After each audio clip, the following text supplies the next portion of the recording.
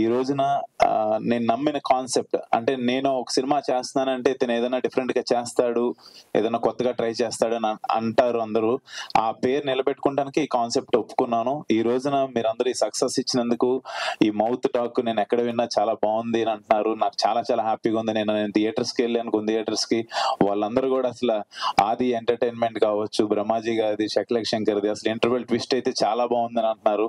And last Shivayya ఇచ్చే entry అయితే అసలు మైండ్ బ్లోయింగ్ అంటున్నారు. అందరికి గూస్ బంప్స్ వచ్చినాయి అంటారు. అది ఇవన్నీ ఏంటంటే నాకు ఎస్ మనం వెళ్తున్న రూట్ కరెక్టే అని చాలా హ్యాపీగా అనిపిస్తుంది. అండ్ ఇంత పెద్ద సక్సెస్ ఇచ్చినందుకు ముందు మీడియా మిత్రులకి అండ్ సినీ ప్రేక్షకులకి ఇంకొకసారి నేను చాలా చాలా పెద్ద థ్యాంక్స్ చెప్పుకుంటున్నాను.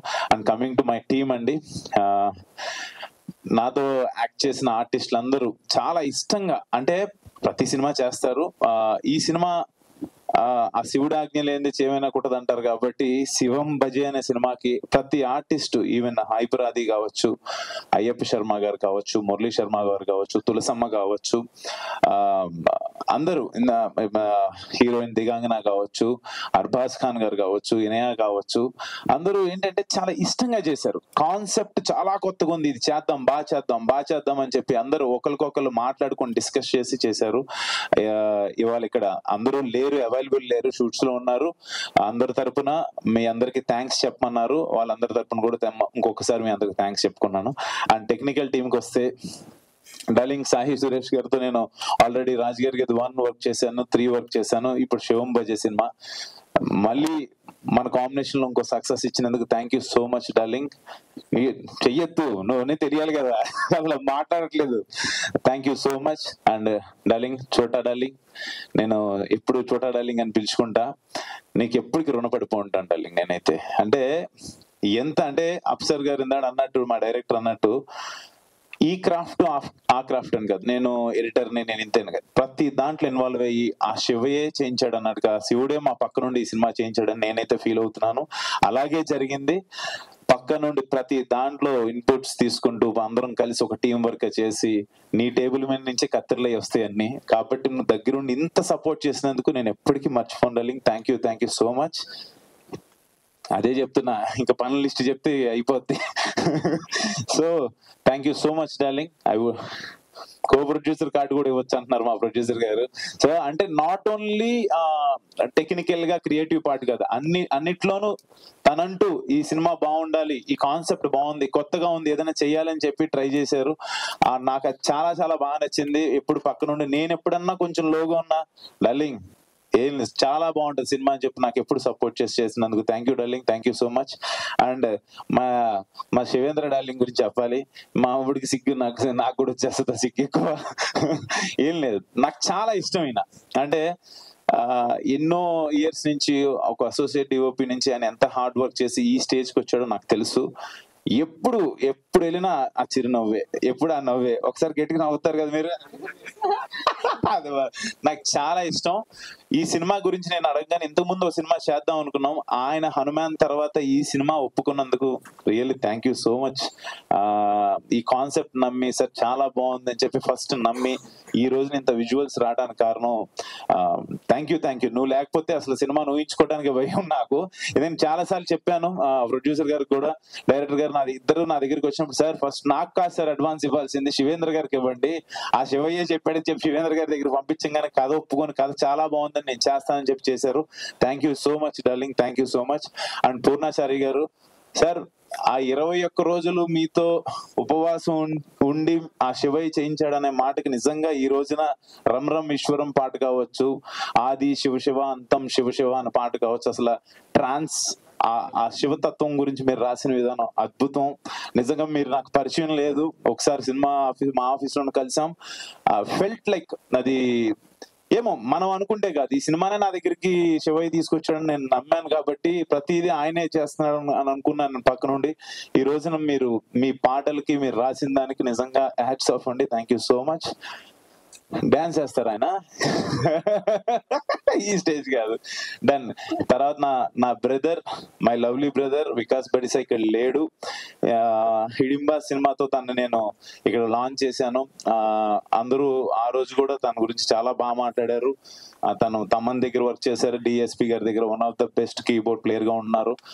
ఎలా చేస్తారు ఏంటి అనుకున్నారు, తను లేకపోయినా తన గురించి మాట్లాడుతున్నారు. అదే తన సక్సెస్. నాకు చాలా హ్యాపీగా ఉంది. అంటే నా సొంత ఇంట్లో ఒక బ్రదర్ ఎలా అయితే ఆ పేరు తెచ్చుకుంటాడో ఇది నాకు చాలా అనిపించింది. Thank you so much Vicky. You proved again. Thank you. And direction team లో ఈ వ్యక్తి, ఈయన కో డైరెక్టర్ శ్రీనివాస్ గారు. ఎందుకంటే ఈయనకు ఒక మాట చెప్పాలి. ప్రతి వారం సోమవారం నుంచి ఆదివారం వరకు స్టేటస్ లో ఏ రోజు ఏ దేవుడు బొమ్మ ఉంటుందో ఆ దేవుడు బొమ్మ ఉంటుంది అయింది. ఆయన చూడంగానే ఫస్ట్ ముందు మనకు ఒక డివైనిటీ వచ్చేస్తుంటది. అలాంటి పాజిటివ్ మనిషి ఈయన. అంటే అందరూ కూడా ఒక పాజిటివ్ వేలో ఎక్కడన్నా ఏదన్నా మిస్ అవుతున్నా కూడా లేదు సార్ ఇలా చేద్దాం. Is most senior co director. ఆయన అలా పక్క నుండి చేయించడం నిజంగా అఫ్సర్ డార్లింగ్ మీ అదృష్టం. అది ఆయన పక్క నుండి ఇలా చేయించడం. అండ్ లాస్ట్ నేను ఈ విషయం చెప్పాలి అఫ్సర్ గురించి. ఎలా చేస్తాడో ఏం చేస్తాడో అని అనుకున్నాను ఫస్ట్. డార్లింగ్ నువ్వు నాకు కథ చెప్పినావు. ఈ ప్రూవ్ డార్లింగ్, చాలా చాలా బాగా చేసావు. ఈ రోజున థియేటర్ లో హైపరాది డైలాగ్స్ కావచ్చు, బ్రహ్మాజీ గారు టైమింగ్ కావచ్చు, శకలక్ శంకర్ కావచ్చు, ఇంటర్వెల్ ట్విస్ట్ కావచ్చు, చైనా పాకిస్తాన్ ఎపిసోడ్స్ కావచ్చు, ఏదైనా కూడా అమేజింగ్ రెస్పాన్స్. Super darling. నిజంగా అంటే మనం నమ్మింది ఈ రోజు స్క్రీన్ మీద చూస్తుంటే ఐఎమ్ వెరీ మచ్ హ్యాపీ. అసలు మాస్ లో మామూలుగా లేదు, చాలా చాలా బాగుంది. నేను థియేటర్స్కి వెళ్ళినప్పుడు చాలా చాలా హ్యాపీ అనిపించింది. ఈ కొత్త కాన్సెప్ట్ నా దగ్గర తీసుకొచ్చినందుకు thank you so much darling. Thank you. ఇంత మించి నేను thank you. Hats up. And last ఇందాడ అన్నట్టు captain of the ship director అంటారు, owner of the ship producer అంటారు. బట్ నాకు ప్రొడ్యూసర్ అనేవాడు దేవుడితో సమానం. ప్రొడ్యూసర్ లేకపోతే ఎవరు లేరు. నేను మళ్ళీ చెప్తున్నా, ఉండు ఒక నిమిషం. ఎందుకంటే ఒక ప్రొడ్యూసర్ అనేవాడు కెప్టెన్ ఆఫ్ ద షిప్ కింద ఓనర్షిప్ ఇవన్నీ కాసేపు పక్కన పెట్టేస్తే, ఒక సినిమా ఈ రోజున ఇక్కడ మీ ముందుకి ఇలా వచ్చింది అంటే ఆయన డబ్బులు పెట్టడం, ఆయన అడిగితేనేమో అంతా శివయ్య చేపిస్తున్నాడు అంటారు. నిజంగానే అలాగే మా సినిమా ఓపెనింగ్ రోజున ఆఫీస్ కి ఒక పాము రావటం, ఇవన్నీ ఏంటంటే నాకు చాలా చాలా అంటే శివుడాజ్ఞ చీమైన కుట్టదు అంటారు అనేది నాకు అక్కడి నుంచే మొదలైంది బీజియం యాక్చువల్ గా. Reddy garu thank you so much. నాకు దేవుడితో సమానం నా ప్రొడ్యూసర్. నేను మళ్ళీ చెప్తున్నా, బ్రదర్ గారు thank you so much sir. Thank you.